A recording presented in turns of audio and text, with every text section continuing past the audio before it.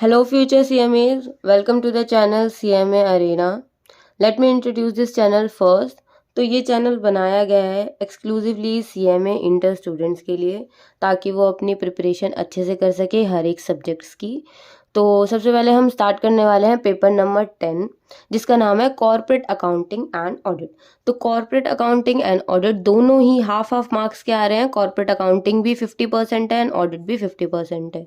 Corporate accounting में practical का portion थोड़ा ज़्यादा है और ऑडिट प्योर थ्योरी है।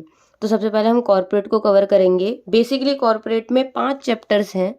Chapter 1 share and debentures, chapter 2 जिसमें आपको P&L एंड बैलेंस शीट बनानी होगी, इसका मतलब फाइनल अकाउंट्स आपको प्रिपेयर करने होंगे।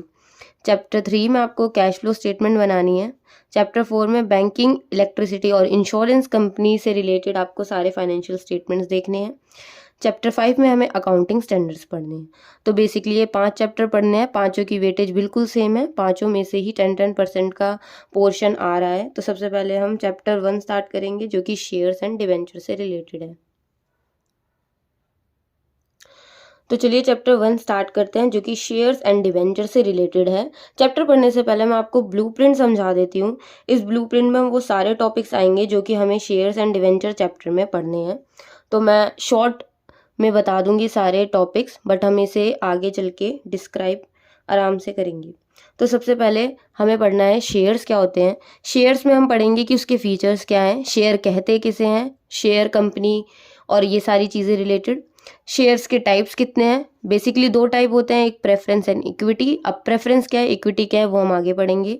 फिर हमें पढ़ना है कि शेयर कैपिटल क्या होती है, और शेयर कैपिटल के भी टाइप्स होते हैं जो कि ये हैं authorised, issued, subscribed, called up and paid up. पांचों को ही हमें बहुत ध्यान से पढ़ना है कि इनका मीनिंग क्या है। उसके बाद शेयर इशू करने के कुछ तरीके होते हैं जिनसे रिलेटेड हमें एंट्रीज पढ़नी है, और पूरा चैप्टर आपका इसी के अराउंड घूमने वाला है। अगर आपको शेयर्स की एंट्री करनी आ गई तो आपको काफ़ी चैप्टर आराम से आ जाएगा।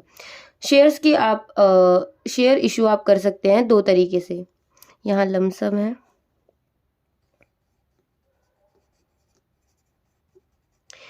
या तो शेयर लमसम में इशू हो सकते हैं या फिर इंस्टॉलमेंट में इशू हो सकते हैं, और शेयर पार, प्रीमियम और डिस्काउंट पर भी इशू किए जा सकते हैं।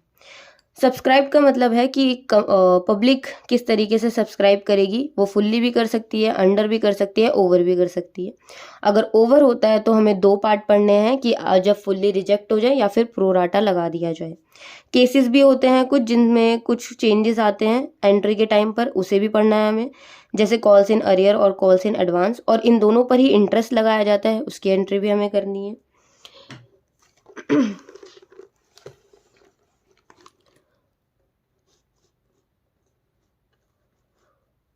उसके बाद एक और टॉपिक आता है कि हम इशू करते हैं कंसिडरेशन अदर देन कैश। मतलब हम यहाँ शेयर इशू करते हैं लेकिन हम कैश नहीं लेते, उसके बदले में हम कोई सामान खरीदते हैं। नेक्स्ट हमें 4 फीचर पढ़ना है और री इशू पढ़ना है, और उसके बाद ये सारे टॉपिक्स पढ़ने हैं। अगर आपने एंट्री सीख ली तो ये सारे टॉपिक्स काफ़ी हद तक आपको आराम से आ जाएंगे। फिर हमें कुछ अदर टॉपिक्स भी पढ़ने हैं जैसे कि right issue, bonus share, sweat equity, ESOP, buyback of shares और प्रेफरेंस शेयर्स का रिडम्पशन। अब ये सारे टॉपिक्स को हमें 1 बाय 1 कवर करना है, और ये सारा करने के बाद आपका शेयर वाला पार्ट खत्म हो जाएगा। और सेम हमें डिवेंचर्स की तरह भी करना है, बट डिवेंचर इतना बड़ा नहीं है जितना बड़ा शेयर्स है। तो अब सबसे पहले थोड़े बेसिक्स देख लेते हैं जो कि आपको अच्छे से आने चाहिए। कुछ वर्ड्स जो कि बार बार आएंगे और अगर आपको उनका मीनिंग नहीं पता होगा तो आप समझ नहीं पाएंगे कि आगे क्या चल रहा है। तो प्लीज़ ये स्किप मत करना क्योंकि इसमें सारे वर्ड्स की मीनिंग अच्छे से आपको पता चल जाएगी। तो सबसे पहले शेयर्स के बारे में पढ़ते हैं कि शेयर्स क्या होता है। देखिए, जब कोई कंपनी अपने आप को बड़ा करने की सोचती है तो वो पैसे की उसको नीड होती है, तो वो पैसों के लिए शेयर्स का इस्तेमाल करती है। शेयर्स क्या होता है, शेयर्स बहुत छोटी छोटी यूनिट होती है कंपनीज की जिनकी कुछ ना कुछ वैल्यूज़ होती है, और वो ये पब्लिक को जो है इनवाइट करते हैं ताकि वो शेयर्स को सब्सक्राइब कर सकें। तो हम शेयर्स को कह सकते हैं कि ये स्मॉलेस्ट यूनिट होती है ओनरशिप की। यहाँ ओनरशिप से मतलब है कि वहाँ वो कंपनी के मालिक बन जाएंगे उतने शेयर्स के लिए जितने शेयर्स उन्होंने खरीदे हैं। तो शेयर्स क्या होती है, smallest unit of the ownership. उस कंपनी की ओनरशिप में आपको सबसे छोटी यूनिट जो दिखेगी वो शेयर होता है। देखिए जैसे यहाँ पर शेयर है कंपनी का एक पार्ट, सेम ऐसे ही शेयर्स की एक फेस वैल्यू या नॉमिनल वैल्यू आप कह सकते हो होती है, represent the part of capital in value, मतलब कैपिटल में उस शेयर की कितनी वैल्यू है उसको ये डिफाइन करता है, जिसे फेस वैल्यू या नॉमिनल वैल्यू कहा जाता है। शेयर्स ज़्यादातर ट्रांसफरेबल होते हैं, मतलब आप इजीली उन्हें ट्रांसफ़र कर सकते हैं। तो ये तो शेयर्स था। अब शेयर्स दो टाइप्स के होते हैं, एक होता है प्रेफरेंस शेयर और एक होता है इक्विटी शेयर। पहले प्रेफरेंस शेयर पढ़ते हैं, क्योंकि अगर आपको प्रेफरेंस शेयर समझ आ गए तो इक्विटी शेयर इजीली समझ आ जाएंगे। प्रेफरेंस शेयर्स या प्रेफरेंस शेयर होल्डर्स ऐसे लोग होते हैं जो दो राइट्स को जो है इंजॉय करते हैं। पहला राइट है right to receive dividend and दूसरा है right of repayment of capital in the event of liquidation of the company. जब कंपनी लिक्विडेट हो रही होती है तो प्रेफरेंस शेयर होल्डर्स को दो राइट्स मिलते हैं, जिसमें वो डिविडेंड पहले रिसीव करते हैं और उनकी कैपिटल की रिपेमेंट भी सबसे पहले होती है। तो इसका मतलब यहाँ पर प्रेफरेंस दिया जाता है इन शेयर होल्डर्स को जिनके पास प्रेफरेंस शेयर्स होते हैं। अगर वो ये राइट्स एंजॉय कर रहे हैं तो वो प्रेफरेंस शेयर्स या शेयर होल्डर कहलाएंगे। अब इक्विटी शेयर की बहुत इजी डेफिनेशन है, वो शेयर्स जो प्रेफरेंस शेयर्स नहीं हो इक्विटी शेयर कहलाते हैं। सीधे शब्दों में बोला जाए, वो लोग जो ये दोनों राइट्स को यूज़ नहीं कर पाते, एंजॉय नहीं कर पाते, वो इक्विटी शेयर कहलाते हैं। प्रेफरेंस शेयर्स के पास दो राइट्स हैं, दोनों अगर इंजॉय होते हैं तो वो प्रेफरेंस शेयर होल्डर कहलाएंगे, और अगर दोनों राइट्स इनका यूज़ नहीं होते, मतलब ये इंजॉय नहीं करते, तो वो इक्विटी शेयर्स होते हैं। इन्हीं दो टाइप्स के शेयर्स जो हैं देखने को मिलते हैं। नेक्स्ट इंपॉर्टेंट पार्ट आता है शेयर कैपिटल क्या है। Share capital raised by company through issue of shares. इसका मतलब है कि कंपनी कितनी कैपिटल रेज कर रही है अपने शेयर्स इशू करके, उसे शेयर कैपिटल कहा जाता है। ये एक अमाउंट होती है। फॉर एग्जांपल अगर कंपनी को 1 लाख की शेयर कैपिटल इशू करनी है तो वो 1 लाख रुपए जो है पब्लिक से मांग सकती है और इनको शेयर्स में चेंज कर सकती है। फॉर एग्जांपल 10,000 शेयर जो है वो बना सकती है at the rate of 10 each, मतलब एक शेयर हो जाएगा 10 फेस वैल्यू या नॉमिनल वैल्यू आप उसकी कह सकते हो, और ऐसे 10,000 शेयर जो है वो पब्लिक में इन्वाइट कर सकती है या ऑफर कर सकती है। कंपनीज नेटवर्थ और इक्विटी भी शेयर कैपिटल को कहा जा सकता है कि कंपनी की नेटवर्थ कितनी है या फिर उसकी इक्विटी कितनी है, उसे भी शेयर कैपिटल कहते हैं। अब शेयर कैपिटल्स के भी टाइप्स होते हैं, बेसिकली 5 टाइप होते हैं, और ये पांचों टाइप जो हैं बड़े से छोटे ऑर्डर में है, मतलब हर जो पहला होगा वो बड़ा होगा। सबसे पहले पढ़ते हैं authorise share capital. Authorise share capital को नॉमिनल कैपिटल भी कहा जाता है। Capital that a company permitted to issue, ये वो कैपिटल होती है जो कंपनी परमिटेड होती है इशू करने के लिए, मतलब आप मैक्स टू मैक्स इतनी जो है शेयर कैपिटल इशू कर सकती हो। Mention in company clause of memorandums of association, MOA में ये मेंशन की जाती है ऑथराइज शेयर कैपिटल की एक कंपनी कितनी कैपिटल जो है रेस करने वाली है।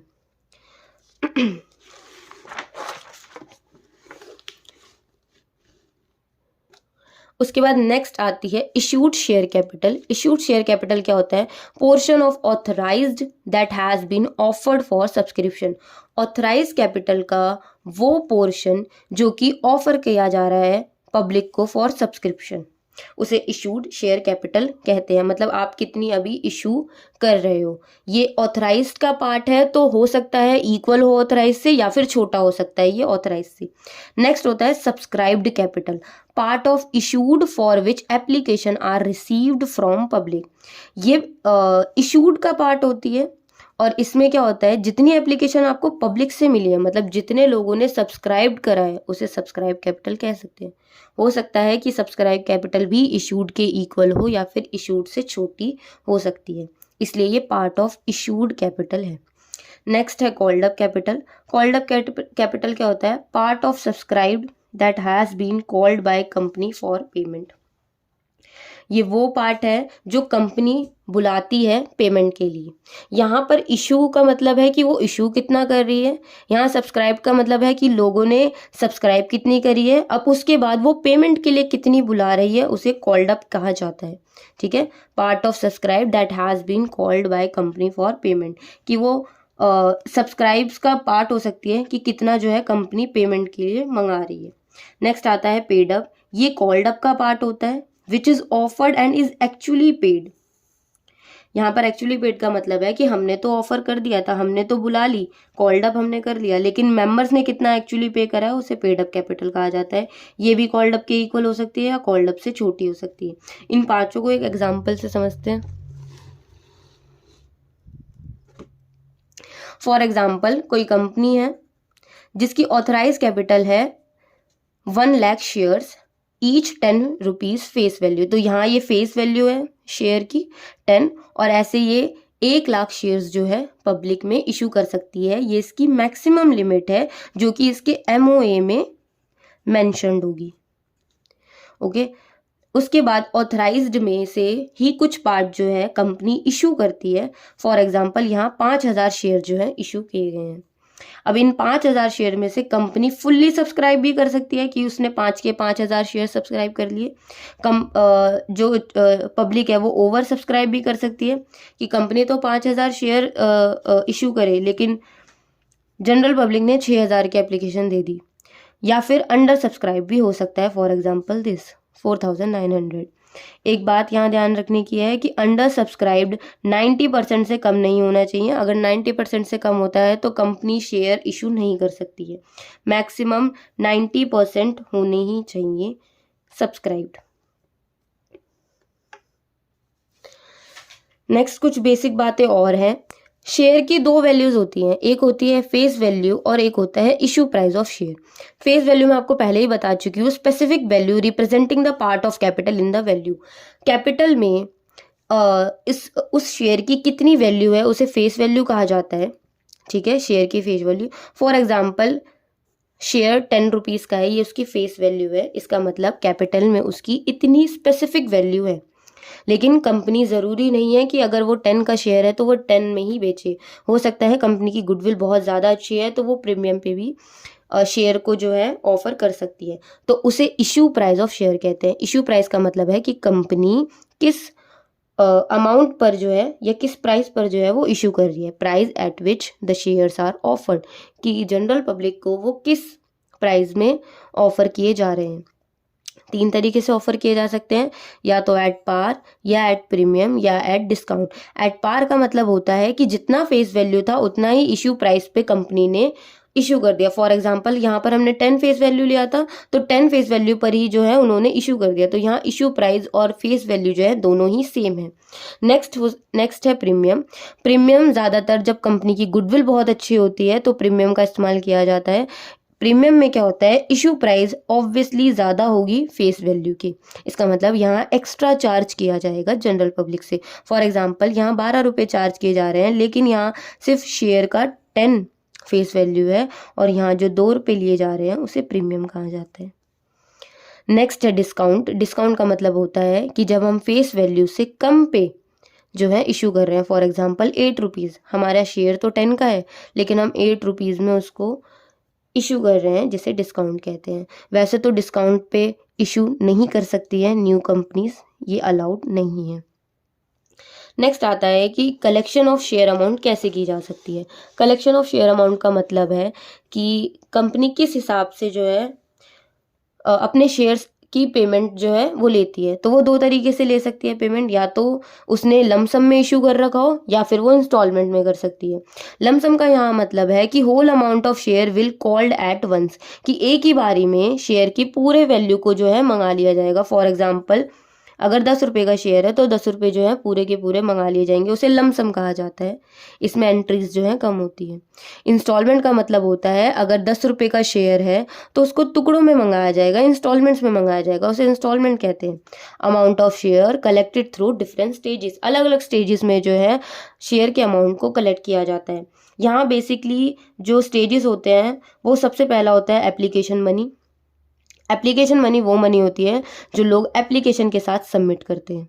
नेक्स्ट होती है अलॉटमेंट मनी। अलॉटमेंट मनी वो होती है जो हमारी अलॉट होने के बाद, जब एप्लीकेशन अलॉट हो जाती है तो उसके बाद जो हम मनी पे करते हैं उसे अलॉटमेंट मनी कहते हैं। इसका मतलब फर्स्ट स्टेज पे हमेशा एप्लीकेशन मनी आएगी, सेकंड स्टेज पे हमेशा अलॉटमेंट मनी आएगी, और थर्ड स्टेज पे आती है कॉल मनी। अब ये कॉल मनी सब्सिक्वेंट इंस्टॉलमेंट है। इसका मतलब अगर आपको और आगे इंस्टॉलमेंट्स बढ़ानी है तो आप कॉल मनी से मतलब ये कितनी भी हो सकती हैं, जैसे first call money, second call money, ऐसे कर करके आप जो है कितनी भी इंस्टॉलमेंट बना सकते हो। और जो लास्ट इंस्टॉलमेंट होगी उसमें आप जैसे मान लो थर्ड पे लास्ट है तो थर्ड एंड फाइनल इंस्टॉलमेंट जो है लिखा जाता है।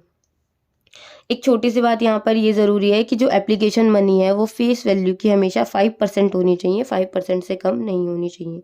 इसका एक एग्जांपल लेते हैं। फॉर एग्जांपल, अगर हमारा शेयर 10 रुपीज़ का है तो हमने 2 रुपये एक एप्लीकेशन पे मंगाए, 2 रुपये अलॉटमेंट पे मंगाए और बचे हुए 6 रुपये हमने कॉल मनी पे मंगा लिए। इन 6 को हम 2 कॉल पे भी मंगा सकते हैं, first call and second call, इस तरीके से भी। तो आज की वीडियो के लिए इतना काफ़ी है। हमने सारे थ्योरी रिलेटेड चीज़ें पढ़ ली हैं, हमने हर एक वर्ड का मीनिंग देख लिया है। अगर आपको कोई भी डाउट अभी भी लगता है तो आप कमेंट सेक्शंस में लिख सकते हैं, और कोई भी क्वेरी या कोई भी एडवाइस देनी है तो वो भी आप कमेंट सेक्शंस में लिख सकते हैं। नेक्स्ट क्लास से हम प्रैक्टिकल पोर्शन स्टार्ट कर देंगे, विच मीन्स ये पोर्शन जिसमें हमें इशू करनी होती है एंट्रीज़ का। हमने ये पोर्शन कंप्लीट कर लिया है पूरा पूरा, जिसमें हमें थ्योरी पढ़नी थी, जिसमें हमें पढ़ना था कि शेयर क्या है, शेयर कैपिटल क्या है, ये सारी चीज़ें क्या हैं, कि फेस वैल्यू क्या होता है, नॉमिनल वैल्यू क्या आता है। आगे चल के ये यूज़ होगा, और आपको अगर पता ही नहीं होगा ये सब चीज़ें क्या हैं तो आपको समझ नहीं आता। ओके, सो बाय।